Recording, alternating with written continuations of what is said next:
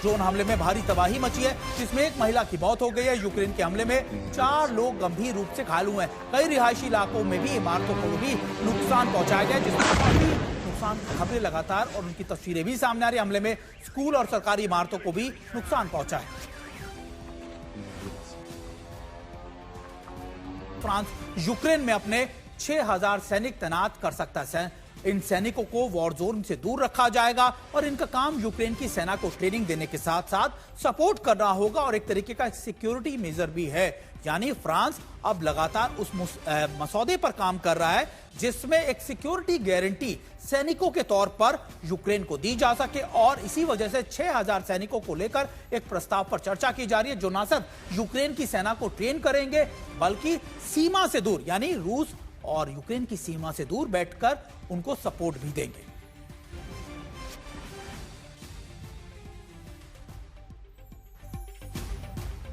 Ashok Sajjanar sir, ये security guarantee के ऊपर जो बातचीत अड़ी हुई थी, रुकी हुई थी, धीरे धीरे कर उसका एक नया मसौदा तैयार हो रहा है। लेकिन आपको याद होगा 2019 में भी रूस इसी बात से भड़का था कि यूके की यानी ब्रिटेन की स्पेशल फोर्सेस जो थी वो यूक्रेन के इलाके में आकर बैठ गई थी, उनको ट्रेनिंग दे रही थी, और शायद रूस ने कहा था कि हमारे लिए रेड लाइट वही है कि जब बाहर की नाटो की सेना यूक्रेन में आके बैठ जाए। तो क्या रूस दोबारा से बर्दाश्त करेगा?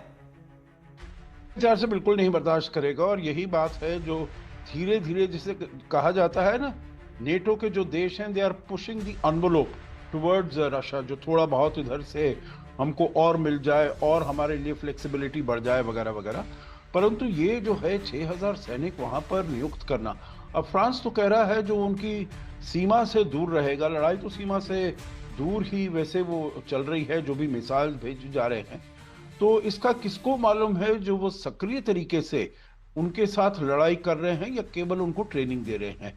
तो मेरे विचार से ये तो बिल्कुल ही जैसे कहा आपने ठीक कहा, रेड लाइन है उनके लिए, रूस के लिए, और यही एक बहुत बड़ा पेचीदा मसला है जो कि जब बातचीत होती है रूस की और अमेरिका की, वो सिक्योरिटी गारंटीज कौन सी किस प्रकार की दी जाएंगी। तो इसमें मेरे विचार से जरूर दोनों में बहुत बड़ा मतभेद उभर कर और आने वाला है। बिल्कुल। संजय कुलकर्णी सर, एक तरफ हम देखते हैं रूस यूक्रेन का युद्ध रुकने का नाम नहीं ले रहा, वहां डोनाल्ड ट्रंप लगातार मिडिल ईस्ट को छेड़कर बैठ गए हैं, तो ऐसा लग रहा है कि वो खुद ही मल्टीपल फ्रंट्स खोल रहे हैं। जहां वो बात कर रहे थे 2025 में कि मैं शांति ला दूंगा, मैंने इतने वॉर जोन्स को रुकवा दिया, लेकिन अब नए वॉर जोन्स को खुद ही तब्दील कर रहे हैं वो।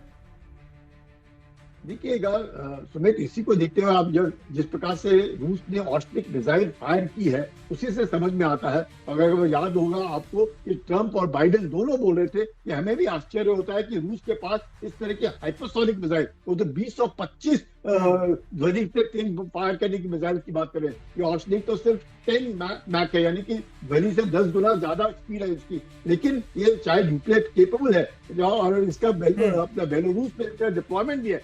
क्या दिखा रहा है? दर्शा रहा है कि रूस सबके ऊपर नजर रखे हुए है, प्लस नेटो को भी चेतावनी दे रहे, प्लस अमेरिका को भी चेतावनी दे रहे कि उनके पास ऐसी मिसाइल हैं जो खतरा ला सकती है। तो मकसद ये है कि आप हमारे बीच में दखल अंदाजी ना दे, लड़ाई रोकनी है, हम अपने शर्तों पे लड़ाई रोकेंगे।